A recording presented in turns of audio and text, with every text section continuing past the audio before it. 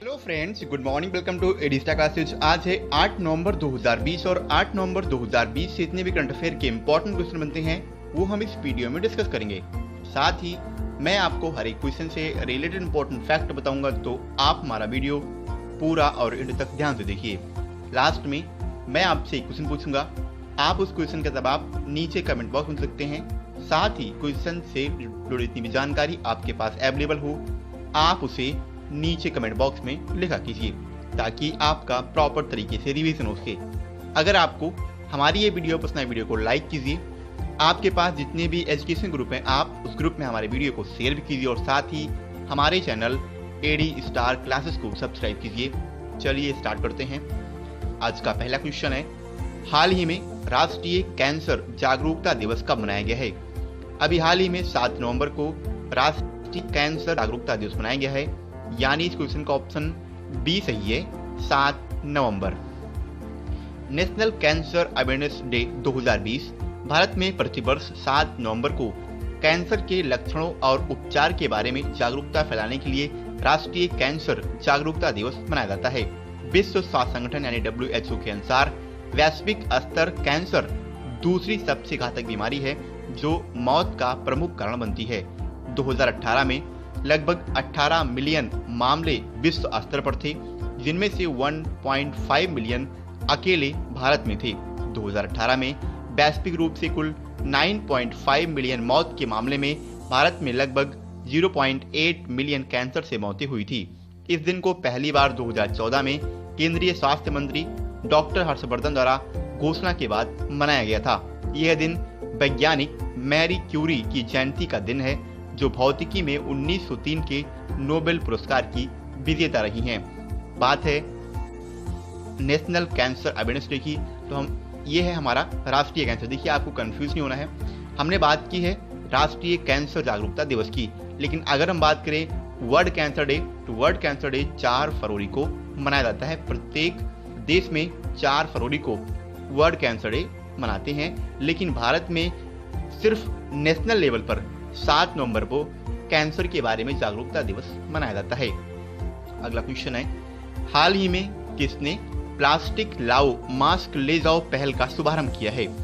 अभी हाल ही में DMC यानी देहरादून म्युनिसिपल कॉर्पोरेशन ने प्लास्टिक लाओ मास्क ले जाओ एक इनिशिएटिव का शुभारंभ किया है, यानी इस क्वेश्चन का ऑप्शन ए सही है,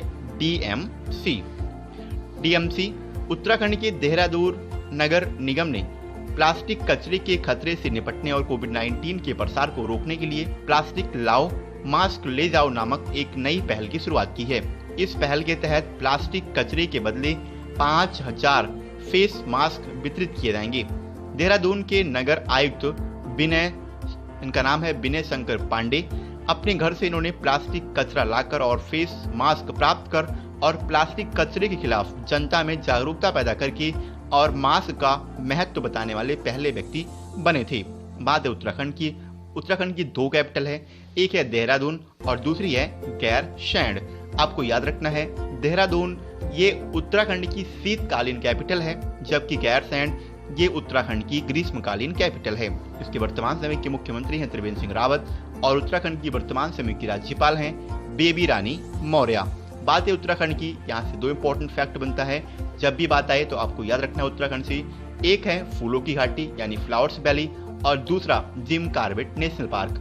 जब भी बात आपको आनी है फूलों की घाटी की यानी फ्लावर्स वैली की, तो फ्लावर्स वैली के साथ साथ आपको साइलेंट वैली यानी शांत घाटी के बारे में भी याद रखना है।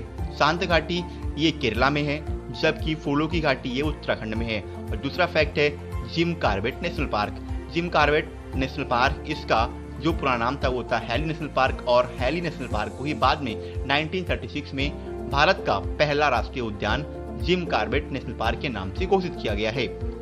अगला क्वेश्चन है, हाल ही में किस राज्य में 2 दिनों तक चलने वाला संयुक्त कोस्टल सुरक्षा अभ्यास सागर कवच का शुभारंभ हुआ है? अभी हाल ही में उड़ीसा के तट पर 2 दिनों तक चलने वाला संयुक्त कोस्टल सुरक्षा अभ्यास सागर कवच का शुभारंभ हुआ है, यानी इस क्वेश्चन का ऑप्शन बी सही है, उड़ीसा।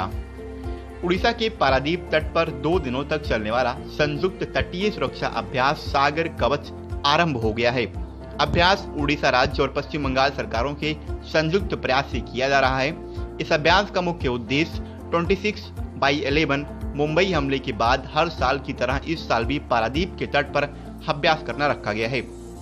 इसके अलावा सेनाओं द्वारा मुंबई हमलों जैसे हमलों को रोकने के लिए अभ्यास करना है, यानी मुंबई हमले जैसा कोई दूसरा हमला भारत में ना हो, इसी हमले को रोकने के लिए ये अभ्यास प्रत्येक वर्ष किया जाता है।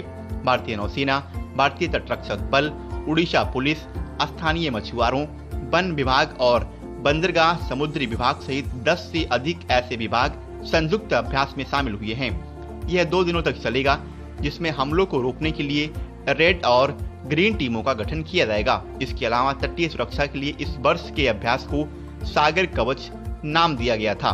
बात है नौसेना की। इसके वर्तमान समय के प्रमुख हैं एडमिरल, जिनका नाम है एडमिरल करमबीर सिंह। ये वर्तमान समय के हमारे नौसेना के उच्च और प्रमुख हैं। अगला क्वेश्चन है, हाल ही में किसे मलयालम सिनेमा में आजीवन योगदान के लिए JC डैनियल पुरस्कार से सम्मानित किया गया है?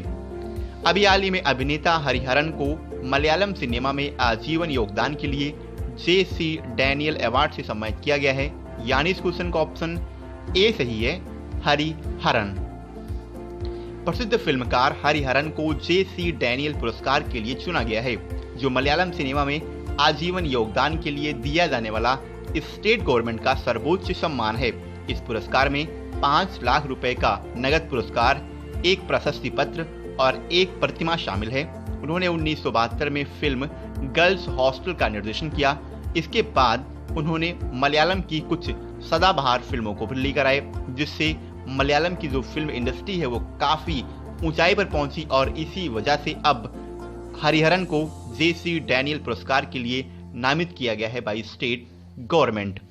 अगला क्वेश्चन है, हाल ही में सिस्का ग्रुप ने किसे अपना नया ब्रांड एम्बेसडर बनाया है?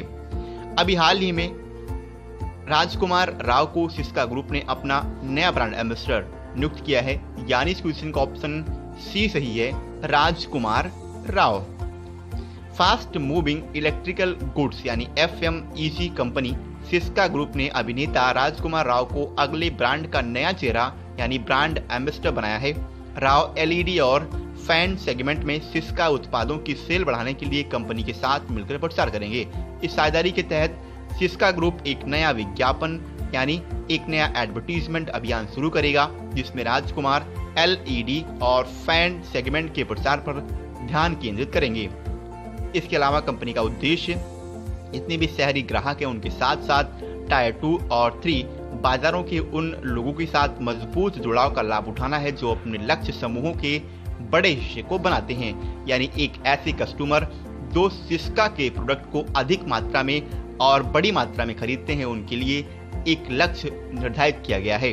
अगला क्वेश्चन है, हाल ही में किस स्थान पर भारत की तीनों सेनाओं के विशेष बलों ने बुल स्ट्राइक अभ्यास का आयोजन किया है? अभी हाल ही में अंडमान और निकोबार द्वीप के टेरेसा आइलैंड पर भारत की तीनों सेनाओं, जिसमें है सबसे पहले इंडियन आर्मी यानी थल सेना, इसके बाद भारत की वायुसेना और नौसेना, इन तीनों ने एक बुल स्ट्राइक अभ्यास का आयोजन किया है, यानी इस क्वेश्चन का ऑप्शन बी सही है, टेरेसा आइलैंड। अंडमान और निकोबार कमांड यानी ANC ने निकोबार ग्रुप ऑफ आइलैंड्स के टेरेसा आइलैंड में 3 दिवसीय tri service combat exercise code नाम, जिसका नाम है बुल स्ट्राइक, इसका आयोजन किया गया है। यह अभ्यास तीनों सेनाओं थल सेना, नौसेना और वायुसेना के बीच अंतर कम करने और तालमेल पर ध्यान केंद्रित किया गया है।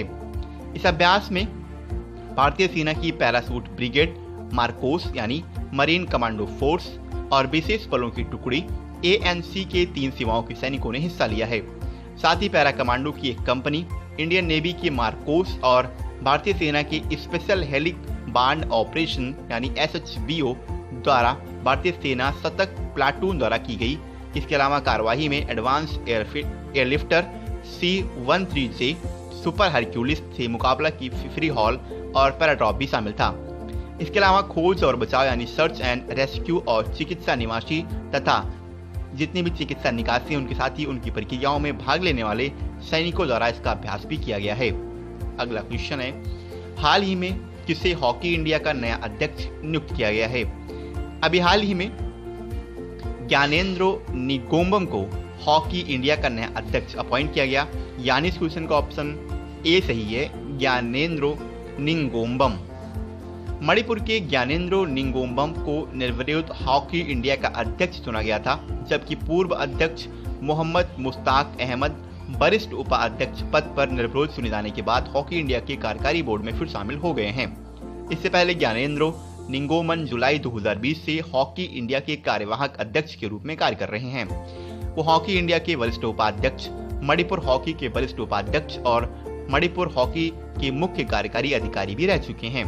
उन्होंने मणिपुर में एक दैनिक संध्या पत्र मियम के संपादक के रूप में भी काम किया है। हॉकी इंडिया की बात है, इसकी स्थापना 20 मई 2009 को हुई है और इसका मुख्यालय नई दिल्ली में है। अगला क्वेश्चन है, हाल ही में किसे वैश्विक डेयरी निकाय इंटरनेशनल डेयरी फेडरेशन यानी IDF के बोर्ड में शामिल किया गया है? अभी हाल ही में दिलीप रथ को वैश्विक डेयरी निकाय यानी ग्लोबल डेयरी बॉडीज का नाम है इंटरनेशनल डेयरी फेडरेशन IDF इसे शॉर्टकट में कहते हैं, इसके बोर्ड में शामिल किया गया है, यानी इस क्वेश्चन का ऑप्शन सी सही है, दिलीप रथ। राष्ट्रीय डेयरी विकास बोर्ड यानी नेशनल डेयरी डेवलपमेंट बोर्ड के वर्तमान समय के अध्यक्ष दिलीप रथ को सर्वसम्मति से वैश्विक डेयरी निकाय इंटरनेशनल डेयरी फेडरेशन के बोर्ड में शामिल किया गया है। वो भारतीय राष्ट्रीय समिति के सदस्य सचिव और डेयरी नीति तथा अर्थशास्त्र पर अस्थायी समिति के मेंबर के रूप में IDF के साथ पिछले 10 वर्षों से जुड़े हुए हैं।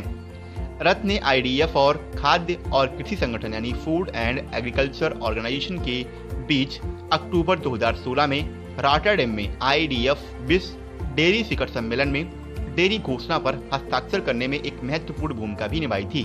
भारत दुनिया के दुग्ध उत्पादक देशों में पहले स्थान पर है, यानी भारत में सबसे ज्यादा वर्तमान समय में दुग्ध का उत्पादन होता है। इसके अलावा दुनिया में सबसे बड़ी गोजातीय आबादी वाला देश भी भारत है, यानी सबसे ज्यादा दुनिया में अगर कहीं गाय पाई जाती हैं तो वो भारत में ही पाई जाती हैं। IDF एक अंतर्राष्ट्रीय गैर सरकारी गैर लाभकारी संघ है, यानी IDF एक इंटरनेशनल NGO मतलब होता है नॉन गवर्नमेंटल ऑर्गेनाइजेशन, यानी गैर सरकारी संगठन, जिसमें प्रत्येक देश में डेयरी संगठनों द्वारा गठित राष्ट्रीय समितियों के मेंबर शामिल होते हैं। इंटरनेशनल डेयरी फेडरेशन की स्थापना यानी IDF की स्थापना 1903 में हुई है। इसके वर्तमान समय के अध्यक्ष हैं पियर क्रिस्टियानो ब्रेजल और इसका मुख्यालय बेल्जियम के ब्रुसेल्स में है। लास्ट आपसे क्वेश्चन किया गया था, हाल ही में विश्व सुनामी जागरूकता दिवस कब मनाया गया है? इस क्वेश्चन का ऑप्शन बी सही था 5 नवंबर और लगभग सभी विद्यार्थियों ने इसका सही आंसर दिया। एक बार मैं आपसे फिर बोलूंगा, आपको क्वेश्चन से संबंधित जितनी भी जानकारी अवेलेबल हो आप उसे नीचे कमेंट बॉक्स में लिखा कीजिए। आज का हमारा क्वेश्चन है, हाल ही में किसे नमामि गंगे परियोजना का नया ब्रांड एम्बेसडर बनाया गया है? क्वेश्चन के 4 ऑप्शन हैं, चाचा चौधरी, अमिताभ बच्चन, अक्षय कुमार और सचिन तेंदुलकर। एक बार मैं आपसे फिर बोलूंगा, आपको क्वेश्चन से रिलेटेड जितनी भी जानकारी अवेलेबल हो आप उसे नीचे कमेंट बॉक्स में लिखा कीजिए ताकि आपका प्रॉपर तरीके से रिवीजन हो सके। आज के लिए इतना ही। अगर आपको हमारी ये वीडियो पसंद आई हो तो वीडियो को लाइक कीजिए। जय हिंद।